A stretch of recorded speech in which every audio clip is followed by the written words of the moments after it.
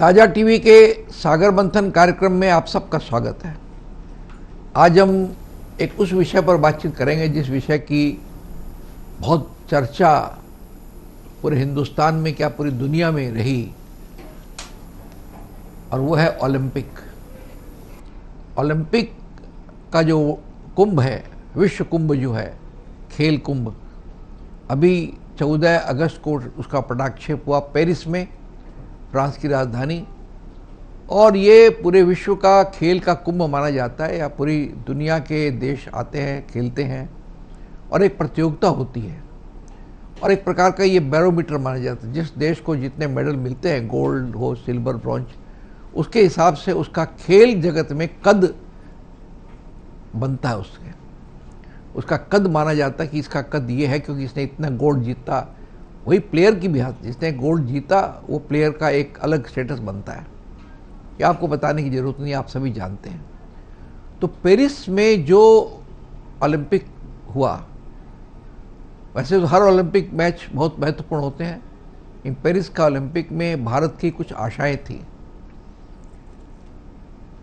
हम निराश हुए। सबसे बड़ी निराशा ये थी कि हमको मात्र 6 मेडल मिले, जिसमें 1 चांदी, सिल्वर, बाकी 5 ब्रॉन्ज। अगर पिछले साल का अगर देखा जाए तो हमें उससे कम मेडल मिले इस बार।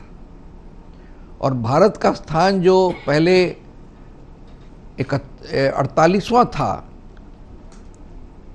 वो घट करके इस बार 71 पर चला गया।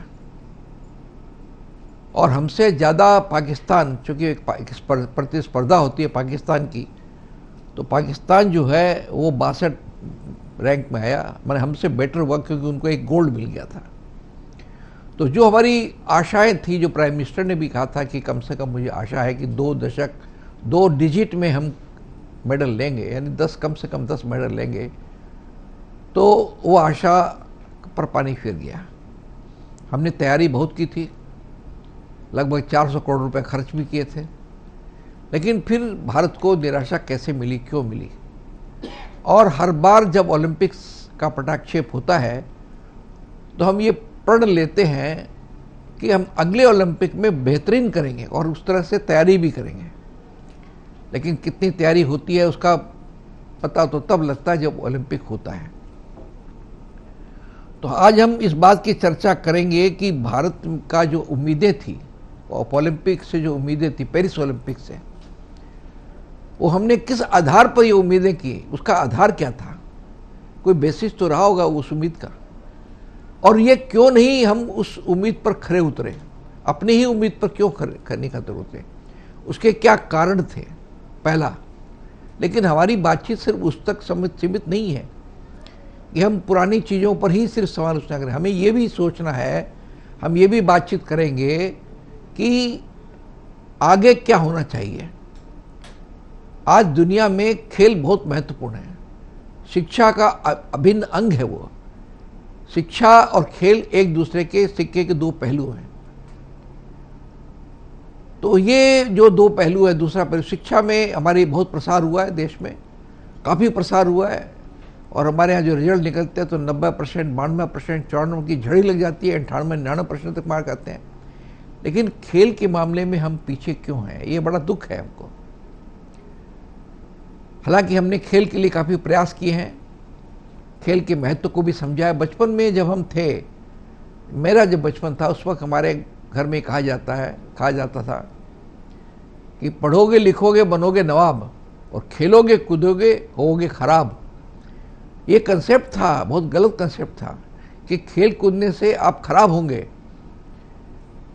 आप पीछे चले जाएंगे, और अगर पढ़े को लिखे तो हम नवाब बनेंगे। लेकिन हमने ये पिछले कई वर्षों में देखा कि नहीं, हमें खेल में भी आगे बढ़ना है। और खेल कूद से एक देश की पर्सनैलिटी तैयार होती है, व्यक्तित्व तैयार होता है। आज चीन को, अमेरिका को जितने सारे गोल्ड मिलते हैं तो उसका दुनिया में एक बड़ा नाम है, भले उसकी पॉपुलेशन कैसी हो। और कई कंट्री हैं जिनकी पॉपुलेशन बहुत कम है लेकिन गोल्ड में काफ़ी आगे रहते हैं। तो उसका एक बैरोमीटर माना जाता है कि ये देश जो है खेल में बहुत आगे है, एक शान होती है उसकी। तो आज हम इस बात की चर्चा करेंगे कि पेरिस के ओलंपिक में भारत को क्या उम्मीद थी, उस उम्मीद का बेसिस क्या था, आधार क्या था, और हमारी उम्मीद जो नहीं पूरी हुई वो क्या कारण था। ये एक पार्ट है उसका। दूसरा पार्ट हमारा ये है कि अब हमको क्या करना चाहिए भारत को खेल के क्षेत्र में आगे बढ़ने के लिए। हम दुनिया में अपना परचम लहराएं, चीन और अमेरिका की तरह हम परचम लहराएं, उसके लिए हमको क्या करना चाहिए, क्या बुनियादी काम हुई, इस पर भी बातचीत करेंगे हम। और इसके लिए हमने 3 बहुत महत्वपूर्ण व्यक्तियों को आमंत्रित किया है अपने स्टूडियो में। सबसे पहले मैं आपसे परिचय कराऊँ। हमें गौरव है इस बात का, we are proud of it, कि आज इस परिचर्चा में भाग ले रहे हैं सरदार गुरबख्श सिंह जी, खेल के पिता में हैं, the grand old father of the sports world India का। इन्होंने 1964 में जब टोक्यो में ओलंपिक हुआ था तो जो हॉकी में गोल्ड मिला था उसमें ये उसके खिलाड़ी थे, गोल्ड लेकर के आए थे। उसके बाद 68 में जो मैक्सिको में हुआ उसमें कैप्टन हुए सरदार जी, और इतना पाकिस्तान को उन्होंने कई बार हराया इनके नेतृत्व में। एक हमारे स्पोर्ट्स के बहुत बड़ी शान, हमारे गौरव है, पूरे कंट्री के गौरव है, और हमें एक फक्र है कि वो कलकत्ते के वासी हैं। वो हमारे बीच में उपस्थित हैं, अपनी बात कहेंगे, विशेष रूप से कि भारत को क्या करना चाहिए, उसके क्या सुझाव लेंगे। उनके सुझाव बहुत महत्वपूर्ण है, उनको अनुभव है, एक बहुत लंबा अनुभव है। उनके पास ही बैठे हैं खुर्शीद अख्तर फिराजी, ये पत्रकार हैं, जर्नलिस्ट हैं, और ये अवामी न्यूज़ के न्यूज़ एडिटर हैं। बेसिकली ये स्पोर्ट्स के आदमी हैं, खेल हैं, खेल के जगत के लोग हैं। उनके पास ही बैठे हैं William Patrick, Indian sports academy के कोच हैं ये, और Saint Augustine day school Calcutta में स्पोर्ट्स टीचर हैं, हमारे बच्चों को पढ़ाते हैं। तो एक हमारे बहुत बड़े खिलाड़ी, हमारी शान है, भारत की शान है, बहुत बड़े खिलाड़ी, भारत के जो सर्वश्रेष्ठ खिलाड़ियों में एक है जो ऐसे उपस्थित हैं।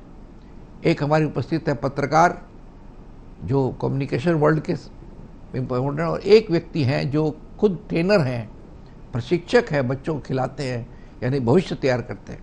तो ये 3 व्यक्ति हमारे बीच उपस्थित। आइए हम शुरुआत करते हैं सरदार गुरबख्श सिंह जी से, जिनके बारे में मैंने बताया कि आज हमको बड़ी खुशनसीबी है कि गुरबख्श जी ने आज हमारे इस पैनल में भाग लिया। गुरबख्श जी पहले भी आए हैं ताज़ा टीवी में, ये उनकी कृपा, उनका आशीर्वाद है कि हमको उनका सानिध्य मिलता है। गुरबख्श जी आपका बहुत बहुत स्वागत है। मैंने काफ़ी कुछ कह दिया। गुरबख्श जी, हम पेरिस में बड़ी उम्मीद रखे थे, प्राइम मिनिस्टर ने भी कहा था कम से कम 2 डिजिट में तो हमको मिलेगा, और हमको उम्मीद थी, लेकिन हमको बहुत निराशा हुई। तो ये पहले उम्मीद हम किस कारण से उम्मीद की थी, वो उम्मीद का भी तो कारण रहा होगा, और हमको निराशा हुई तो क्यों हुई, क्या गड़बड़ हुआ, कहाँ चूक हुई। और सर जी हम ये भी जानना चाहेंगे आपसे कि हमको क्या करना चाहिए भारत में। गुरबख्श जी देखिए, सबसे पहले तो उम्मीद इसलिए भी थी कि पिछली बार हमने 7 मेडल जीते थे। जैसे हमने बैडमिंटन और वेट लिफ्टिंग और बॉक्सिंग 3 खेल में हमने मेडल जीते थे, और इस बार हम उसमें फेल हुए। एक तो ये हमारा कारण आ गया कि हम इन खेलों में फेल हुए, और लास्ट टाइम पर इस बार हमको उम्मीद थी कि पिछले वर्ल्ड जितने चैंपियनशिप हुआ, वर्ल्ड चैंपियनशिप हुआ, उसमें शूटिंग में हमारे काफ़ी अच्छे रिजल्ट आ रहे थे, तो हमको शूटिंग से भी बहुत उम्मीद थी, और हमको उम्मीद थी गोल्ड मेडल की अपना नीरज चोपड़ा साहब से भी। तो काफ़ी उससे हमको ये उम्मीद थी कि वो तो हम जीतेंगे, बैडमिंटन में भी जीतेंगे, हम बॉक्सिंग में भी जीतेंगे, हम वेट लिफ्टिंग में भी जीतेंगे, और साथ साथ में हमको मेडल मिलने चाहिए आर्चरी और शूटिंग में। अनफॉर्चुनेटली इस बार हमको जो पहले 3 मेडल जिस खेलों में जीते उसमें हमको इस बार कुछ भी नहीं मिला। बैडमिंटन में हमने डबल से हमको बहुत उम्मीद थी, हमको सिंधु से भी बहुत उम्मीद थी, और बॉक्सिंग में हमको बॉर्गोइन से उम्मीद थी, और जरीन से भी उम्मीद थी, वेट लिफ्टिंग में चन्नू थी। तो इन तीनों ने निराशा दिलाई, और यहाँ पर हमको कुछ भी नहीं मिला। जो अगर ये 3-4 मेडल जो हमको लास्ट टाइम पर मिले थे, जो कि इस बार भी वो अच्छे फॉर्म में थे, तो हमको डेफिनेटली 4 मेडल और मिलते। मेरी उम्मीद ये थी कि हम 10, 11, 12 के करीब पहुँच जाएंगे, डबल हो सकता है, 7 से हम हो सकता है। लेकिन ये 3-4 खेल जो थे हमने फेल किया, और लकीली फॉर अस मैं समझता हूँ कि उनकी होशियारी या उनके अच्छे खेल के प्रदर्शन की वजह से हमको मनु भाकर ने और सरबजोत ने और कोसाले ने हमको शूटिंग में हमको 3 मेडल दिला दिए। हमको 6 मेडल मिल गए अपना ब्रॉन्ज और एक मिला। निराशा जरूर हुई नीरज से, लेकिन मैं वो मैच देख रहा था उस टाइम पर, और उसमें अरशद नदीम ने जो फेंक दिया भाला, वो उसने फेंका 92 का फेंक दिया, और वो उसने अपने उम्मीद से भी ऊपर और ओलंपिक रिकॉर्ड तोड़ दिया। तो उस टाइम पर उम्मीद ये हो गई कि अब बहुत मुश्किल है, क्योंकि नीरज चोपड़ा जी ने, जो कि हमारे दुनिया के सबसे बड़े खिलाड़ी थे और वर्ल्ड भी जीत चुके थे और ओलंपिक भी जीत चुके थे, तो वो 90 भी पार नहीं कर पाए। तो इसलिए निराशा काफ़ी हो गई। तो निराशा का कारण यह है, लेकिन साथ साथ में ये भी कहना पड़ेगा कि हम लोग जागते हैं बहुत लेट। हमने कोशिश बहुत की, इस बार बहुत खर्चा किया, गवर्नमेंट ने बहुत हेल्प किया, बहुत से कैंप लगे, बहुत सा फॉरेन जाके टूर में भी जाके बहुत से जितने भी प्लेयर्स थे, जितने भी हर खेल में, कुश्ती में, रेसलिंग तो था ही, उसके साथ साथ में बॉक्सिंग में नीरज चोपड़ा को भी सारा साल 2 साल से बाहर भेजा हुआ था। तो काफ़ी हमने खर्चा किया, लेकिन इतना खर्चा कुछ प्लेयरों के ऊपर करने से फैसला हमको रिजल्ट नहीं मिलेंगे। रिजल्ट मिलेंगे तब तक हमके, और हमारा जो बेस जो है, कम से कम जब तक हम उस लेवल के, हम 100 खिलाड़ी पैदा नहीं करेंगे इन सब खेलों में। एथलेटिक्स में हम कहीं भी नहीं पहुंच रहे हैं। एथलेटिक्स में हम यानी फाइनल भी क्वालिफाई नहीं करते हैं एथलेटिक्स में। तो वो हम जब तक उस लेवल पर नहीं पहुंचेंगे, इतना बड़ा देश है, आप इमेजिन करिए कि हमारा देश 140 है और हमने 7 मेडल जीते, और जबकि चाइना है उसने 140 मेडल जीते टोटल, जिसमें से 140 में से 40 गोल्ड थे, 44 गोल्ड थे। चाइना ने, अमेरिका ने 44 गोल्ड, 38 करोड़ में से 44 गोल्ड ले गया। 38 करोड़ टोटल आबादी है। तो मैं ये समझता हूँ कि उनके वहाँ सुविधा बहुत है, वहाँ पे प्लेयर्स बहुत अच्छे हैं, हेल्थ भी अच्छी है, लेकिन हमको कोशिश करके, कम से कम मैं ये समझता हूँ कि अगली ओलंपिक अगर हम कोशिश करेंगे, सारा 4 साल हमको कोशिश करनी पड़ेगी, और उसके लिए हमको बहुत परिश्रम करना पड़ेगा, बहुत सा बेस बढ़ाना पड़ेगा, और सब खेलों में हम कहाँ से कौन चैंपियन निकलेगा हम ये नहीं कह सकते। तो चांसेस हैं, हम कर सकते हैं, लेकिन करने के लिए इंफ्रास्ट्रक्चर चाहिए, कोचिंग चाहिए, मॉडर्न कोचिंग चाहिए। मैं बार बार ये कहता रहा हूँ कि अर्लियर हमारे टाइम पर या उससे पहले भी, तो चैंपियंस आर बॉर्न, आज चैंपियंस आर मेड। आज चैंपियन बनाने पड़ेंगे, आपको पैदा करने पड़ेंगे, उनको तैयार करना पड़ेगा, उनको सब कुछ देना पड़ेगा। और अनफॉर्चुनेटली एक मेडल जो था, जो हमारा जो कुश्ती में और चला गया, वो भी बहुत अनफॉर्चुनेट हुआ वेट की वजह से। तो दुख लगता है, वो भी शायद हो सकता है कि सिल्वर गोल्ड मिल सकता था उस टाइम पर, लेकिन नहीं हुआ। लेकिन मैं समझता हूँ कि आशा नहीं छोड़नी चाहिए, लेकिन कोशिश बहुत करना पड़ेगा। मैं ये समझता हूँ कि हम 4 साल के बाद, अभी एक और 2 महीना निकलने के बाद हम सब कुछ भूल जाएंगे, फिर हम दूसरे खेलों में लग जाएंगे, क्रिकेट में लगेंगे। मैं क्रिकेट के अगेंस्ट नहीं हूँ, मैं खुद खेलता रहा हूँ, मैं आज भी सब क्रिकेट मैच देखता हूँ, सारा रात बैठ के देखता हूँ। लेकिन क्रिकेट खाली ये खेल नहीं है। ओलंपिक खेल जो है, आप कितना भी कोशिश कर लीजिए, कितना भी आप कोशिश कीजिए प्रोपोगंडा करने के लिए, आप देश का नाम बढ़ाने के लिए दूसरी चीज़ों में, लेकिन ओलंपिक 4 साल में अगर आपने 4 गोल्ड मेडल जीत लिए, अगर आपने अच्छा प्रदर्शन कर दिया, तो सारी दुनिया जानती है, बिकॉज सारी दुनिया उसको दिन रात देखती है। तो बहुत ज़रूरी है कि हर ओलंपिक खेल में हम ज़्यादा ध्यान दें और इसको वे ऑफ लाइफ बनाएं, ओलंपिक स्पोर्ट्स को वे ऑफ लाइफ बनाएं। और जितने जो पढ़ाई वाले जो लड़के हैं, एक और जो हमारा कारण जो नीचे आने का है, वो जो हमारे जो बच्चे जो हैं, जो पढ़े लिखे लड़के जो पढ़ने के लिए नामी 10वीं क्लास में जाते हैं, तो माँ बाप को ये सबसे पहले सोचना पड़ता है कि वो बच्चे को डॉक्टर बनाना है, इंजीनियर बनाना है, कि खेल खिलाना है। तो वहाँ पर 90% जो बच्चा है वो अपना कैरियर बनाने में लग जाता है, वो खेल छोड़ देता है। लेकिन ये अगर नहीं होगा, अगर कैरियर का एक स्पोर्ट्स भी एक कैरियर बन जाएगा, तो ज़रूर हमारे खेल को बहुत बढ़ावा मिलेगा। गुरुबख्श जी ने थोड़े में बहुत सी बातें कही हमको, बहुत महत्वपूर्ण बातें बताई उन्होंने। उनका निराशा हमको इसलिए हुई कि जो हमने सोचा था, जिन क्षेत्रों में हमने सोचा था हमको मिलेगा, उन क्षेत्रों के खिलाड़ियों ने निराश किया हमको। हमने सोचा था बैडमिंटन को मिलेगा, शूटिंग को मिलेगा, बॉक्सिंग को मिलेगा, वेट लिफ्टिंग, ये सब सारी जो चीज़ें थी हमको उम्मीद थी। और सरदार जी ने कहा कि कम से कम हम 11-12 की उम्मीद किए थे, कोई ज़्यादा उम्मीद नहीं की थी कि हाँ ये हमको मिलेगा। लेकिन 1, 2, 3 ये चारों ने कोई धराशायी हो गए, हमको नहीं मिला। हमको 6 और 4, 7, 11, 12 मेडल हमको मिल सकते थे। चलिए जो भी है, उन्होंने कहा कि हम मनु भाकर ने हम काफ़ी नाम किया, नीरज थोड़ा सा रह गया, नहीं फेंक सका। और उन्होंने बताया कि स्पोर्ट्स के लिए मुश्किल बात यह है, एक बड़ा कड़वा सच कहा उन्होंने कि अब मैच ख़त्म हो गया है और अब हम शोर शराबा है हमारे बीच में कि भाई कैसे हो गया, क्यों हो गया।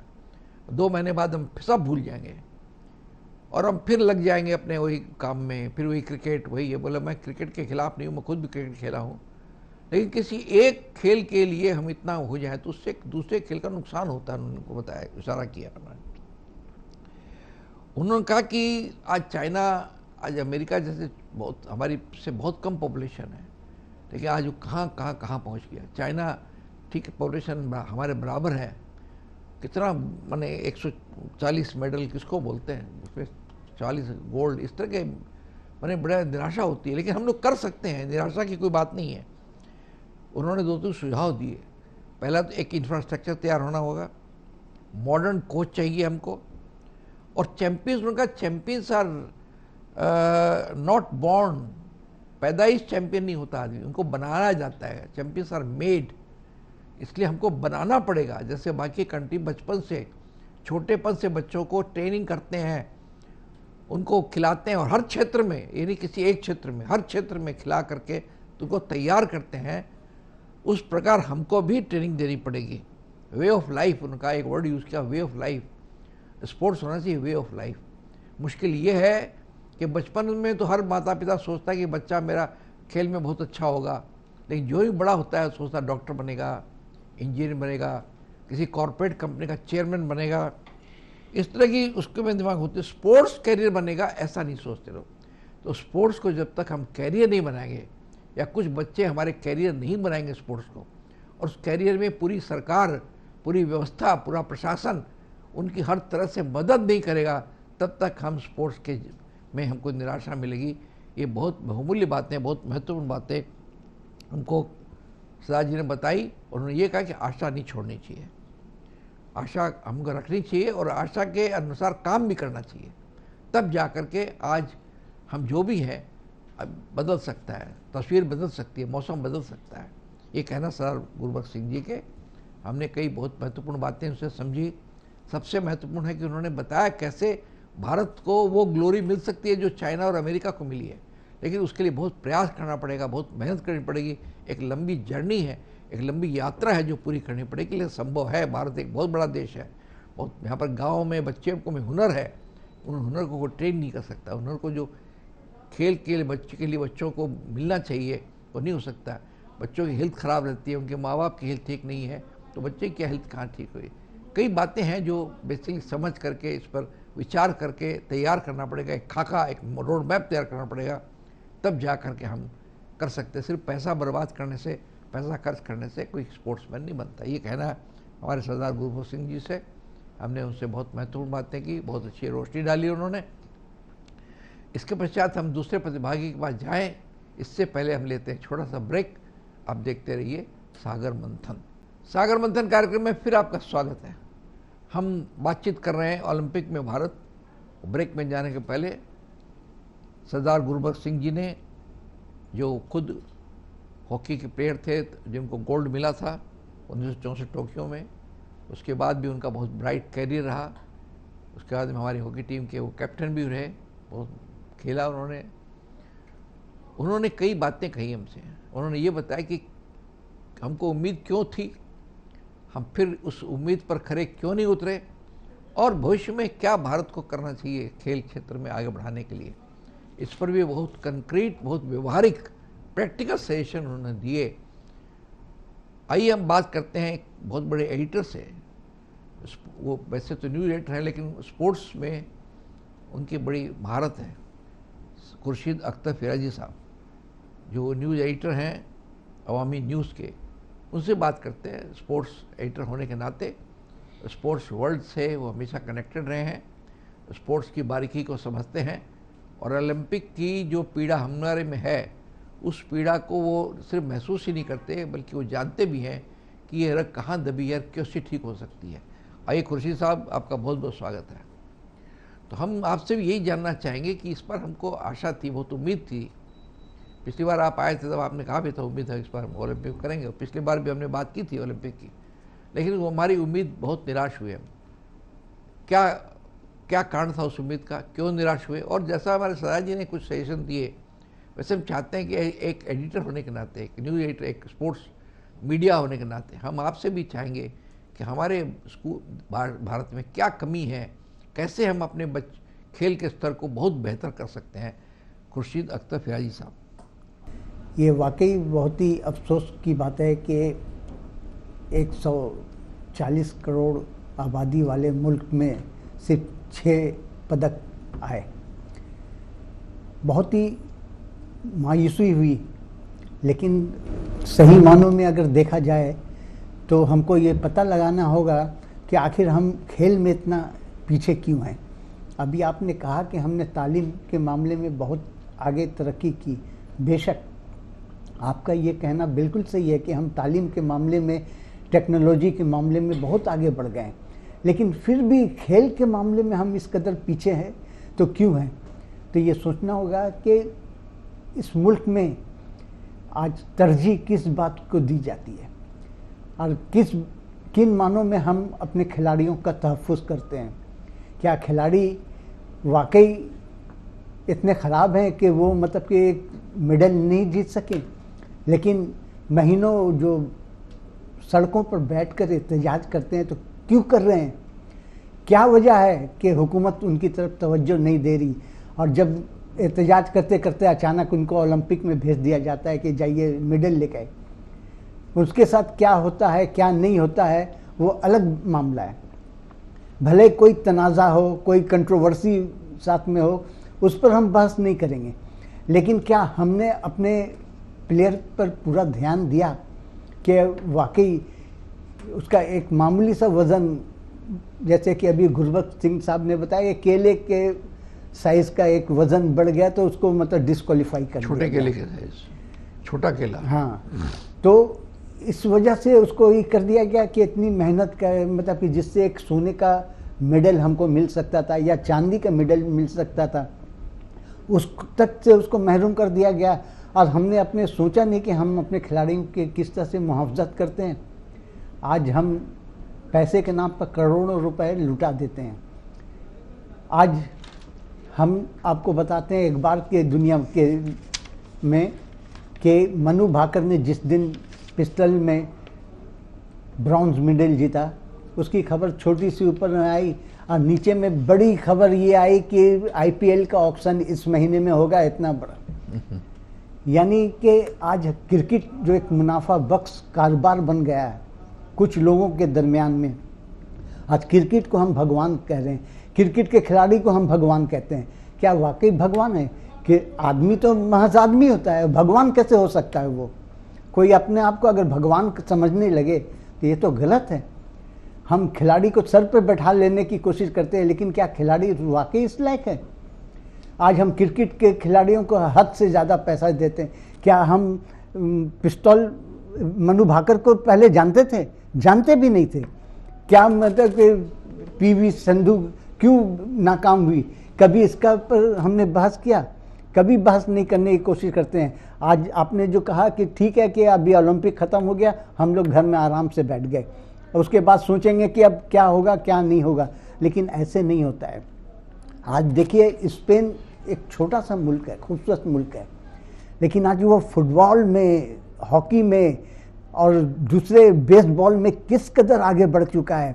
अभी उसने चैंपियन लीग में कामयाबी हासिल की, फिर उसके बाद उसने यूरो कप जीत लिया, उसके बाद ओलंपिक का गोल्ड भी जीत लिया। तो एक छोटा सा मुल्क जिसकी आबादी चंद करोड़ की है, वो ले जाता है। हम 140 करोड़ के लोग मामूली से 6 मेडल लाते हैं, वो भी गोल्ड नहीं। जहाँ तक इसकी बात करें नीरज चोपड़ा की, नीरज चोपड़ा ने चांदी का मेडल जीता तो किसी ने उसको मतलब कोई नहीं किया, कोई शाबाशी नहीं दिया। अरे बहुत बड़ा कारनामा है ये, मामूली बात नहीं है। दुनिया के इतने मुल्क के लोग, इतने बड़े बड़े खिलाड़ी है, उसके दरमियान में वो सेकंड आता है। अरशद नदीम कामयाब हुआ, ठीक है, बहुत अच्छा है, बहुत अच्छी बात है, कामयाब हो गया। लेकिन नीरज चोपड़ा भी खराब नहीं है, लेकिन क्या उसके जीतने पे हम, कल उसने गोल्ड जीता था टोक्यो ओलंपिक में, हम उसको सर पे बिठाए फिर रहे थे। आज किसी के अखबार में कोई खबर भी आती है? कोई खबर भी नहीं आती है। और जहाँ तक इनकी बात करें विनेश फोगट की, तो उसके बारे में हमारे एक साथी मेहताब सलम साहब हैं, उन्होंने एक शेर लिखा है, जो मेरे साथ हुआ वो किसी के साथ ना हो, सजी सजाई दोपहर में रात ना हो। तो एक खिलाड़ी के साथ हमने खुद ही मतलब बहुत बेइंसाफ़ी की है, और बेइंसाफ़ी की वजह से बहुत कुछ होता है। एक मामूली सी बात को लेकर अगर फ़ौरन ही उसका मदावा कर दिया जाए तो ये खिलाड़ी हमारे लिए बहुत बड़े मतलब बहुत कुछ कर सकते हैं, बहुत कुछ आगे जा सकते हैं, हम बहुत दुनिया में आगे बढ़ के दिखा सकते हैं। लेकिन अगर हमने उनके साथ इंसाफ नहीं किया, हमने सिर्फ एक खेल को लेकर दुनिया में चारों तरफ घूमते रहे कि बस यही एक खेल है, जबकि वो हमारा कौमी खेल भी नहीं है। आज हमने उसको कौमी खेल बना लिया है, जबकि हॉकी हमारा कौमी खेल था। आज मैदान में प्रगट सिंह नहीं है, आज हमारे सामने गुरबख्श सिंह नहीं है, लेकिन क्या इन खिलाड़ियों को हम भूल सकते हैं? क्या जफर इकबाल को भूल सकते हैं? मोहम्मद शाहिद को भूल सकते हैं? कभी नहीं भूल सकते। लेकिन क्या है कि आज हमारे पास उतना वक्त नहीं है कि हम दूसरी तरफ देखने की कोशिश करें, जबकि ऐसे लोगों के लिए एक कमेटी होनी चाहिए, एक बाकायदा प्लान होना चाहिए, तभी जाकर हम तरक्की कर सकते हैं।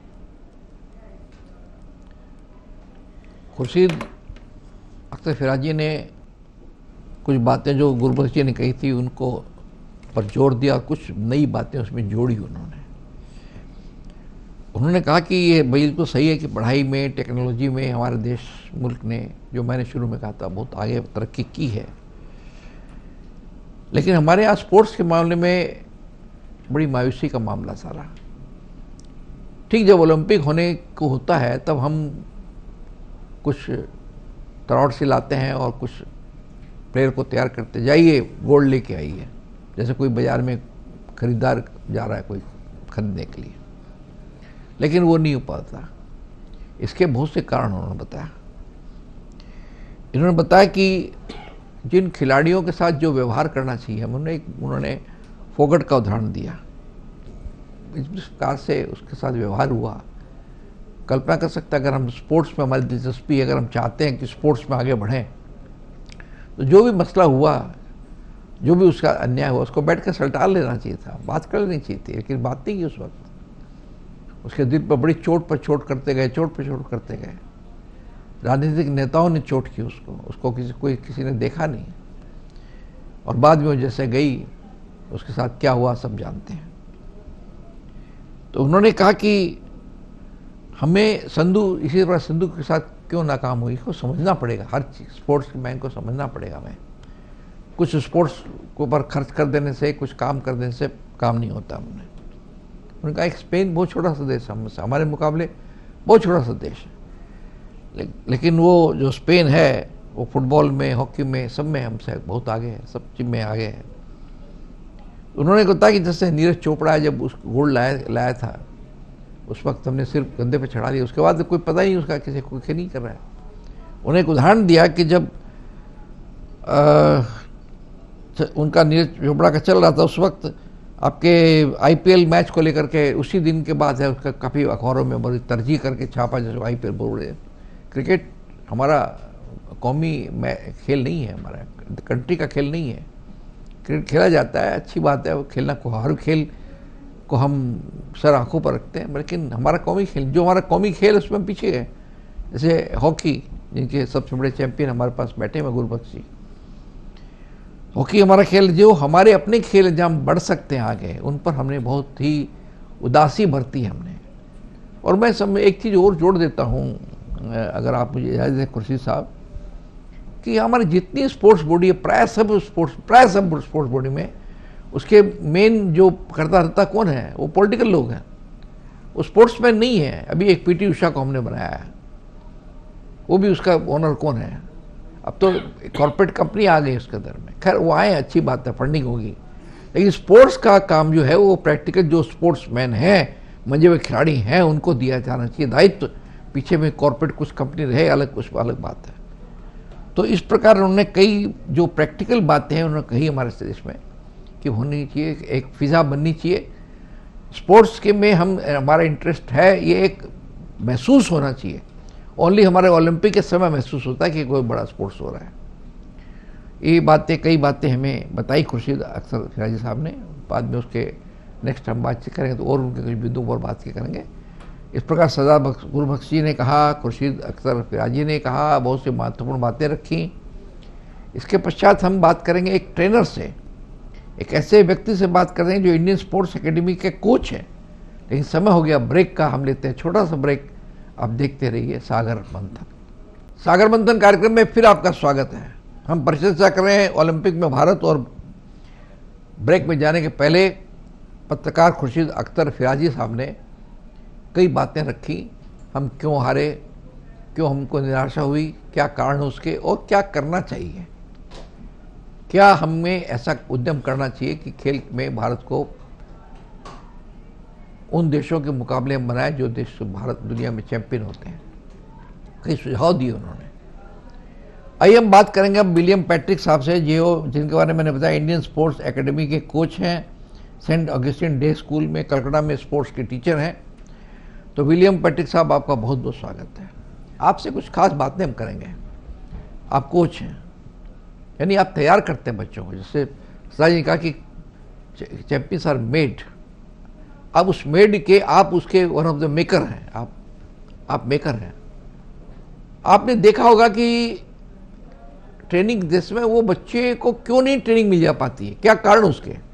हम ट्रेनिंग देते हैं, जैसे आप कोच हैं, लेकिन वो बच्चे क्यों नहीं आगे बढ़ पाते, उसका क्या कारण है, बेसिक क्या कारण है, क्या महसूस किया आपने, ये हम जानना चाहेंगे आपसे। और ये तो अवश्य ओलंपिक के बारे में, उसके में हमारी निराशा हुई क्यों हुई, उसके बारे में तो आप कुछ बोलिएगा ही अपनी बातें। लेकिन हम मेनली आपसे आपके जो क्षेत्र है उसके कुछ प्रैक्टिकल बातें कि कोच में आज, क्योंकि ये जो आज फोगाट का मामला है, इसमें भी कोच ने क्या उसका भूमिका थी, न्यूट्रिशन की क्या भूमिका थी, इन सब पर काफ़ी सवाल उठे हैं।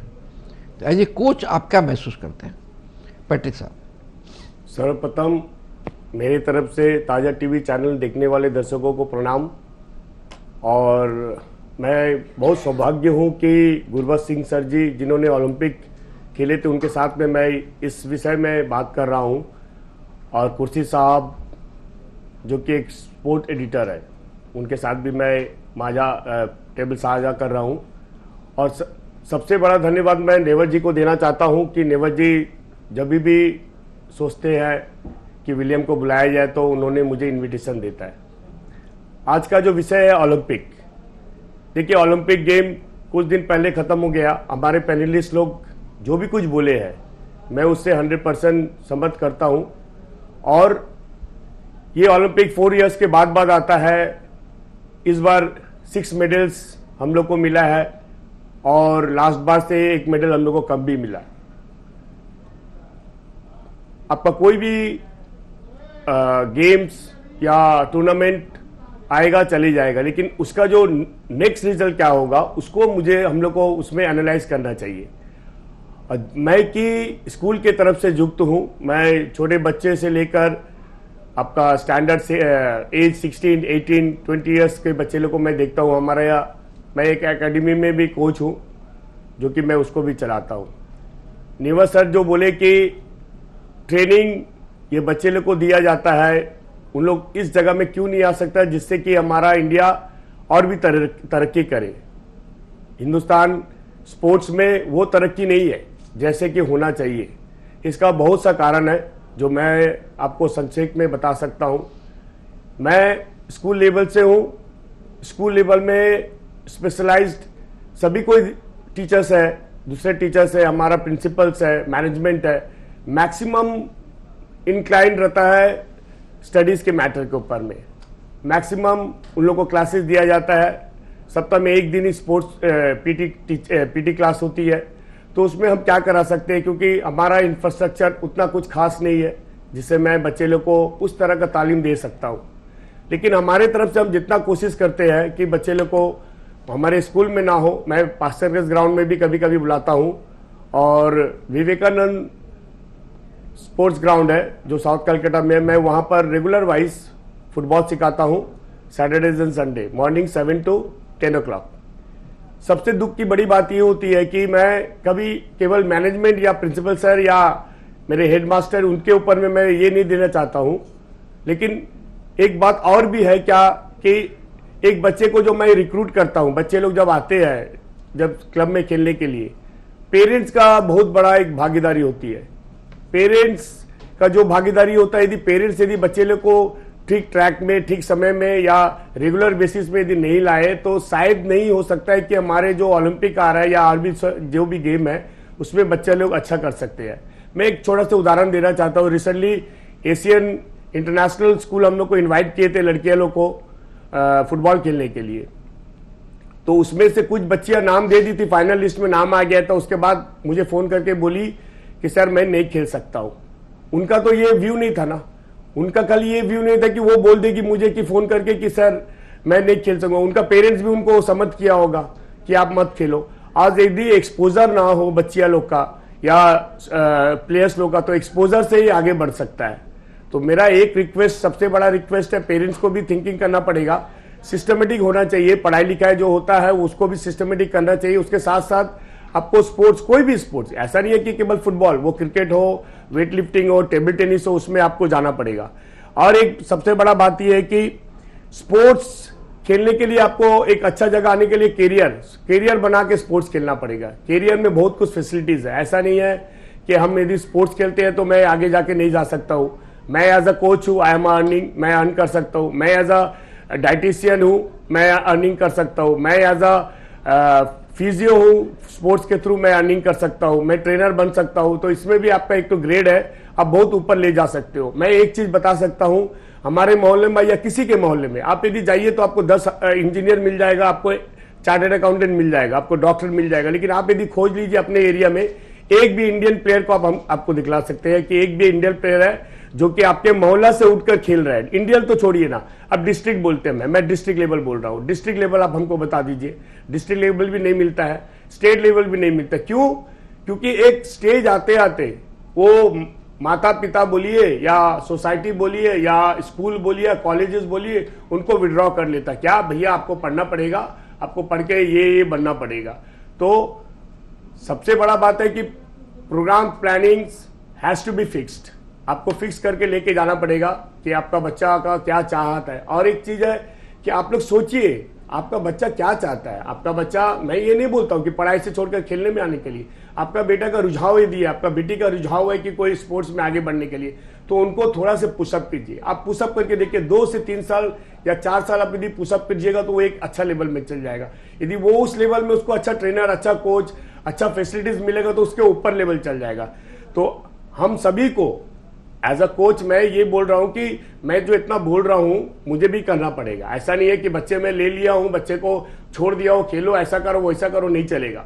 हमारे स्कूल में बहुत से टीचर्स है, स्पोर्ट्स टीचर है, लेकिन सबको दायित्व लेना पड़ेगा। यदि कोई दायित्व यदि सही ढंग से लेगा तो मेरा एक गारंटेड है कि मैं स्कूल से लेवल से, हमारे स्कूल लेवल से, दूसरे स्कूल लेवल से भी बहुत अच्छा तरह से ये आ सकता है।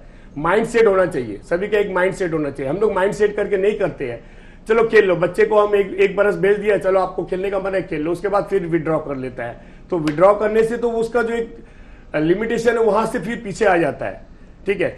और खेल के मामले में हम लोग बहुत क्या है कि दुख जनाते हैं। पेरेंट्स बोलता नहीं खेलना नहीं पड़ेगा, आपको चोट लग जाएगा, आपको ये हो जाएगा। तो ऐसा कुछ नहीं है। ये बड़े बड़े प्लेयर है। हमारे सामने गुरबख्श सिंह सर जी है जिन्होंने चश्मा पहन के ओलंपिक खेला है। He is the first person to play hockey with the specs. तो वो भी तो एक तो बहुत बड़ा कारनामा है, क्योंकि एक व्यक्ति चश्मा पहन के खेल सकता है। तो हमारे पास चश्मा नहीं है, हम अच्छे व्यक्ति, हमारे हाथ पांव सब अच्छे हैं, तो हम अच्छे खेल सकेंगे। हमारे ये ऑर्गेनाइजेशन है, इंडिया में बहुत से ऑर्गेनाइजेशन है, जो कि साई है, खेलो इंडिया है, यहाँ का भी जो ये है, इसमें भी हम लोग को तरक्की करना पड़ेगा, हम लोग को सिस्टमेटिक खेलना पड़ेगा। और इंडिया जो इस वक्त ओलंपिक में कुछ खास नहीं कर सका, बहुत पैसा खर्चा कर दिया, लेकिन पर्टिकुलर जगह में पैसा खर्चा करना पड़ेगा। ग्राउंड लेवल से हमको बच्चा चुनना पड़ेगा, जो बच्चे को हम ट्रेनिंग देकर। और एक सबसे महत्वपूर्ण बात है कि मैं किसी बच्चे को रिक्रूट करता हूं तो मुझे उसका फैमिली बैकग्राउंड भी देखना पड़ेगा। यदि कुछ स्वास्थ्य बच्चा, अच्छा बच्चा मिलता है जिसको मैं ट्रेनिंग कराता हूं, शायद मुझे ऐसा लगता है कि वो और बेटर कर सकता है। जीन देखना पड़ेगा, जो कि फॉरेन कंट्री में सिस्टमेटिक होता है। आज फॉरेन कंट्री में आप देख लीजिए, कोई भी गेम में उन लोग एक गेम में यदि अच्छा रहता तो स्विमिंग में तो वो पूरा ऊपर तक लेके जाता, ओलंपिक लेके जाता, वर्ल्ड कप लेके जाता, उन लोग लेके जाता, क्योंकि उन लोग को स्टार्टिंग से ये परीक्षण दिया जाता है, शिक्षा दिया जाता है। और एक चीज मैं अभी अभी रिसेंटली सुना है कि आने वाले ओलंपिक में जो कि लॉस एंजलिस में होने वाला है, उसमें क्रिकेट इंडक्ट किया है और कोई उसमें लिखा हुआ है जो मैं पढ़ा हूं कि इंडिया हो सकता है मेडल जीतेगा, लेकिन ऐसा कुछ बात नहीं है। आज अफगानिस्तान देख लीजिए, छोटा छोटा कंट्री देख लीजिए, उन लोग भी आ रहा है। इंडिया यदि अच्छा से खेलेगा, कोई भी गेम खेले, वो क्रिकेट हो या कुछ भी हो, उसमें तरक्की करेगा। और मेरा एक अनुरोध है specially principles and guardians and coaches, आप अपने बच्चे को अच्छा परीक्षण दीजिए, अच्छा ट्रेनिंग दीजिए, मन लगा कर दीजिए। आपको फैसिलिटीज भी मिलना चाहिए, ऐसा नहीं है कि आप दे रहे हो आपको फैसिलिटीज नहीं है, तो इससे बच्चे एक अच्छे जगह में आ सकता है। Thank you. विलियम पैट्रिक साहब जो कोच हैं, उन्होंने भी कई बातें कही, जो बातें गुरबख्श जी बता चुके हैं, अख्तर साहब बता चुके हैं, उनको तो दोहराया उन्होंने कई बातों को, कुछ बातें उसमें उन्होंने ऐड भी की। उन्होंने कहा कि हम क्लास की स्टडी को जितना महत्व देते हैं उतना महत्व हम स्पोर्ट्स को नहीं देते हैं, बहुत कैजुअल होते हैं इस मामले में। हफ्ते में एक दिन स्पोर्ट्स, अब हफ्ते में एक दिन हमने एक स्पोर्ट्स सिखा भी दिया, कर भी लिया, तो उससे क्या फ़र्क पड़ने वाला उसका। मैं एक हॉबी वो बन के रह गई, जस्ट हॉबी। मैं खेलता हूँ, बच्चे की हॉबी यही है। हॉबी का मतलब उसके लाइफ लाइन उस पर तैयार नहीं होती है, तो ये एक मेहनत करना पड़ेगा। उन्होंने बताया कि पेरेंट्स का रोल भी बहुत है। पेरेंट्स रेगुलर बच्चे को भेजते नहीं है, कभी ये काम है कभी वो काम है, छोटे मोटे काम के लिए इरेगुलर हो जाते हैं। क्लास में तो उसकी परसेंटेज होती है, वो परीक्षा देने के समय परसेंटेज काउंट होती है, इसलिए हो जाता है, लेकिन स्पोर्ट्स की क्लास अटेंड करे कि नहीं उसका कोई ऑप्शन रहता है उसका नहीं।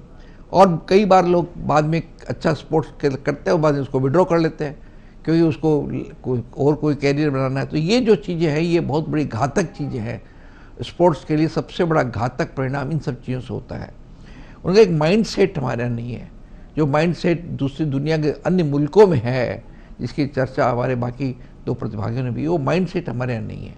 हमारे ये लास्ट ऑप्शन है, ये ऐसे ही एक जस्ट ए मिसलेनियस आइटम में खेल भी आ गया तो अच्छी बात है। उन्होंने कहा ग्राउंड लेवल पर बच्चों को तैयार करना पड़ेगा, छोटे बच्चों को तैयार करना पड़ेगा, जिसमें भी हुनर है, जिसमें उसका जीन है, इसको जीन बोलते हैं, फॉरेन में होता है जीन देखा जाता है, उसके जीन में है, तो उस जीन को डेवलप करना पड़ता है, उसको आप करिए। जैसे एक पौधा होता है किसी फल का या किसी फूल का, उस पौधे को हम बढ़ाते हैं, वो बढ़ते पानी देते हैं, सींचते हैं उसको हवा छाया रोशनी से बचाते हैं, धूप से। उसी प्रकार एक बच्चे को उसकी जीन को देख करके, उसमें क्या जीन है उसको देख करके उसको पौधे की तरफ बढ़ाना पड़ेगा आगे, उसको लिए उसको ग्रोइंग करना पड़ेगा। और उसके लिए बिना मतलब का फालतू चीज़ों में खर्च करेंगे हम लोग, ये काम की चीज़ों में खर्च नहीं करते हैं। और जब इस बार लॉस एंजलिस में क्रिकेट को भी लिया जा रहा है, अच्छी बात है। होप हम खेलते हैं, चाहे वर्ल्ड में इंडिया काफ़ी स्पोर्ट्स में क्रिकेट में काफ़ी आगे हुआ है। लेट अस होप कि लॉस एंजलिस में अगर क्रिकेट में हमको मिलता है तो बहुत अच्छी बात है, लेकिन हमको बाकी स्पोर्ट्स का पर ध्यान देना पड़ेगा। ये विलियम पैट्रिक साहब का कहना है। इस प्रकार हमने तीनों प्रतिभागियों से बात की।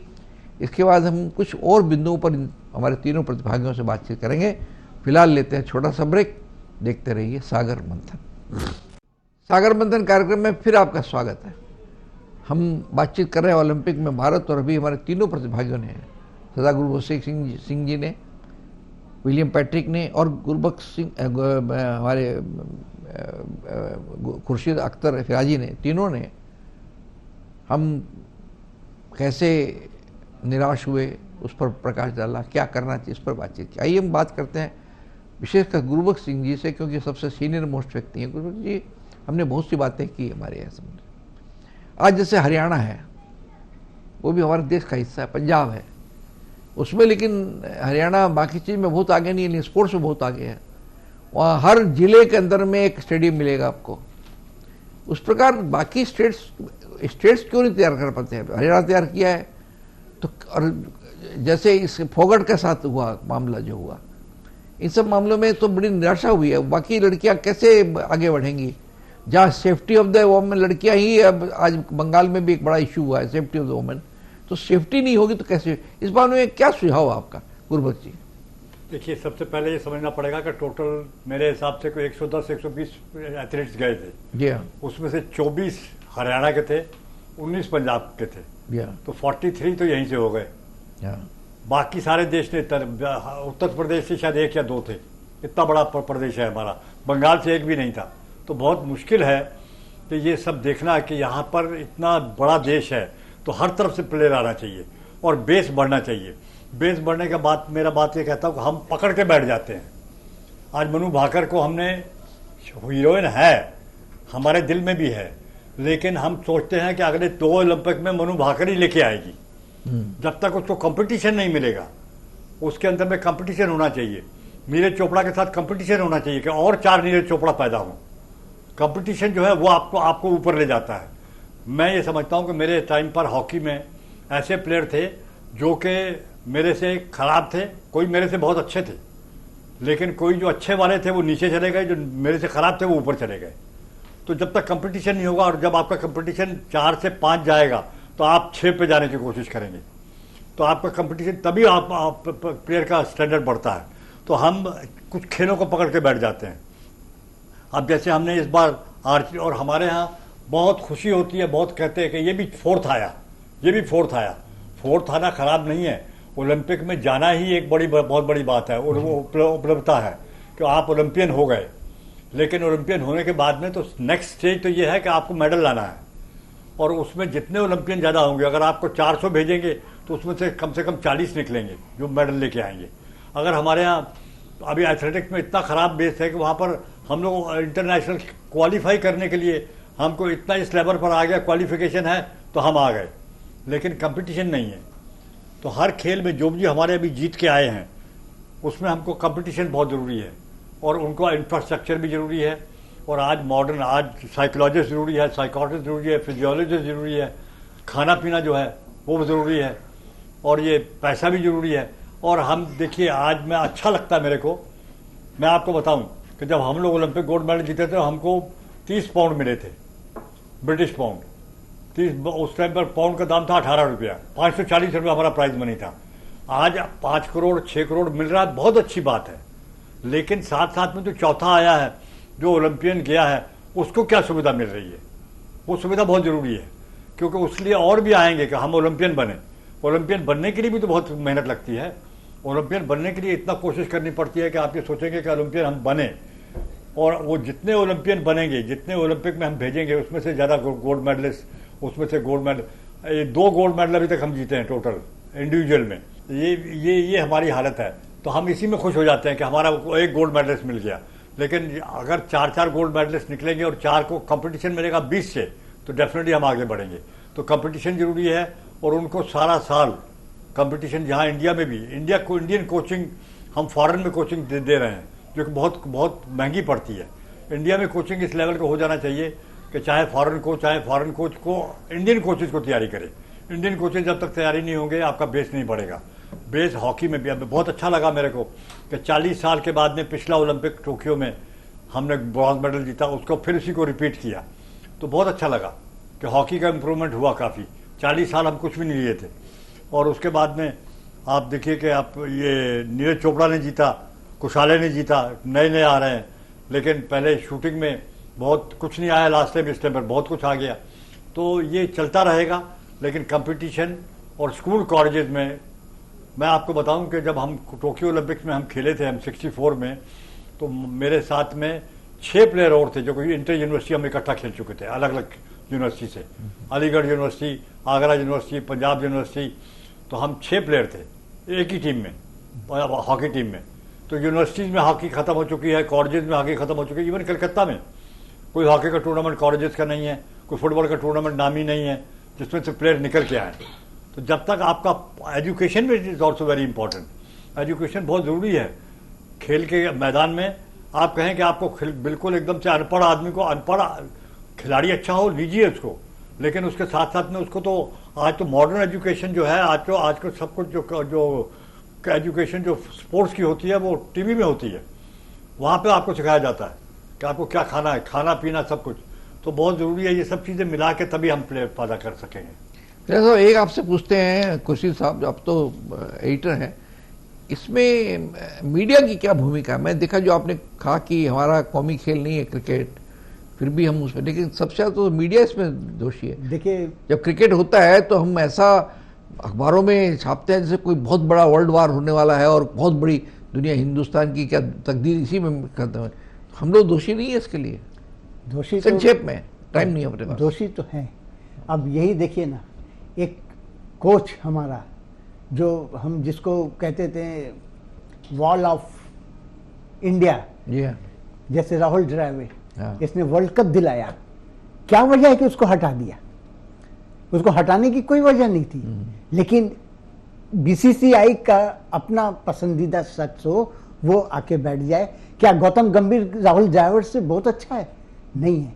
हम मतलब कि प्लेयर या कोच की हितक नहीं करते। अब देखिए, अभी हमने करोड़ों रुपए खर्च करके क्रोएशिया से आइगोर स्टेमिक को कोच बनाया फुटबॉल का, अच्छी तरह से वो कर रहा था। अब प्लेयर के अंदर वो दम नहीं है, वो नहीं सक रहा है, तो क्या कोच की बुराई है? कोच तो पूरी मेहनत कर रहा है, उसको अचानक आप हटा देते हैं, दूसरा कोच ले आते हैं। क्या दूसरा कोच के उसकी जुबान समझ लेगा? एक तो आप इंडियन कोच को रखते नहीं है, आपके पास इंडियन खिलाड़ी है, वो स्पेनिश में कुछ बोलता है, ये लैटिन में कुछ और समझते हैं। उसके लिए क्या एक तो मतलब कि मुतरजिम चाहिए, एक दूसरा आदमी उसको रखा जाए, दुआशिया। तो ये चीज तो होता नहीं है। जब तक हम कोच को या प्लेयर को इज्जत नहीं देंगे, हम कभी तरक्की नहीं कर सकते। सर्वप्रथम हमारे स्कूल लेवल से मैं बता रहा हूँ कि टूर्नामेंट खेलने पड़ेगी और मैनेजमेंट को ध्यान देना पड़ेगा और काउंसलिंग होना चाहिए, specially principles, HOD, sports departments, even though coach के लिए काउंसलिंग होना चाहिए, अच्छे से लोग आकर बताए। मैं एक छोटा उदाहरण दे रहा हूँ, हम लोग का रिसेंटली सेंट जेवियर्स इन्वाइट किया है टूर्नामेंट के लिए, तो हम बच्चे लोग को रिक्रूट कर लिए हैं ऑलमोस्ट और हम ट्रेनिंग करा रहे हैं। आज के दिन में आज मैं प्रैक्टिस कराया हूँ, वहां पर 4 ही बच्चे हैं, out of 20 only 4 student has come. Why? क्यों? क्योंकि माँ बाबा, पिताजी या गार्जियन का कोई रिस्पॉन्सिबिलिटी बनता नहीं है, यहाँ तक कि स्कूल के भी अथॉरिटी का कोई रिस्पॉन्सिबिलिटी बनता नहीं कि ये बच्चे लोग को लेकर मैं आगे जा सकता हूँ, हमारे बच्चे अच्छा खेलेंगे। और ये नेता लोग हैं जो राजगद्दी पकड़ लिया है, उन्होंने अच्छा पोजीशन ले लिया है, ये नेता लोग को स्पोर्ट्स से हटाकर पर्टिकुलर जो लोग अच्छे हैं, इन्फ्लुएंसर है स्पोर्ट्स में, उन लोग को सामने आना चाहिए। इसमें हमने बातचीत की, परिचर्चा की और हमारे सबसे बड़ा हमारे फोकस इस बात का था कि जो भी पेरिस में हुआ वो तो हो गया, घटना घट गई, पटाक्षेप हो गया उसको। अब हमें आगे जाने का रोड मैप तैयार करना है और पिछली बारों से सबक लेने हैं हमको, तो क्या करना चाहिए इस पर भी हमने काफ़ी बातचीत की। हम बहुत शुक्रगुजार हैं, बल्कि हम बहुत गौरवशाली हैं कि सरदार गुरबख्श सिंह जी ने इस पैनल में रह करके हम बहुत सी बातें बताई, हमारे दर्शकों को बहुत सी महत्वपूर्ण बातें उनके जरिए माध्यम से पता लगा और हमारे दर्शक भी इसका लाभ उठाएंगे। वरना गुरबख्श सिंह जी जैसे व्यक्ति को आप कैसे सुन सकते हैं? उनके गेम तो देख सकते हैं, आप सुन कैसे सकते हैं? हमने सुना है उनको, उन्होंने अपने प्रैक्टिकल सजेशन दिए। हर बच्चे को, हर उसके गार्जियन को समझना चाहिए। हम बहुत शुक्रगुजार हैं खुर्शीद अख्तर पिराजी के, जो एक बहुत बड़े एडिटर हैं, बहुत बड़े जर्नलिस्ट हैं। उन्होंने भी बातें रखी, कैसे कहाँ तक हमारे खुद समालोचना की, कहाँ तक दोषी हैं। और विलियम पैट्रिक जो खुद एक कोच हैं, उन्होंने भी कई महत्वपूर्ण बातें बताई। हमारे दर्शक भी इस मामले में अगर कोई राय रखते हों, हमें लिख करके भेजें। हमारा पता है ताज़ा टीवी 37 शेक्सपियर सरनी, कलकत्ता 17। आप हमें ईमेल के जरिए भेज सकते हैं। ईमेल का पता हमारा response@tajatv.com। हम अगले हफ्ते फिर मिलेंगे नए प्रतिभागियों के साथ और नए विषय के साथ। तब तक के लिए आप हमें आज्ञा दीजिए। नमस्कार।